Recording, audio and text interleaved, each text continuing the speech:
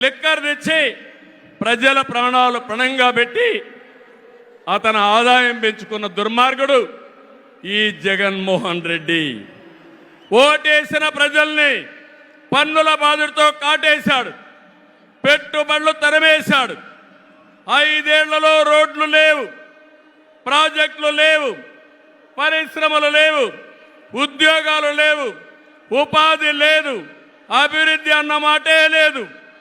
ప్రజల జీవితాల్లో ఆనందం కూడా లేదు.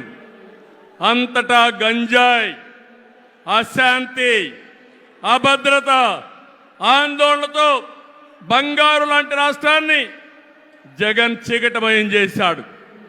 విధ్వంసమే తన విధానమై రాష్ట్రాన్ని కూల్చేశాడు. గతంలో ఎప్పుడూ లేని విధంగా జగన్మోహన్ రెడ్డి అక్రమ కేసులు పెట్టి రాజకీయాలను కలుషితం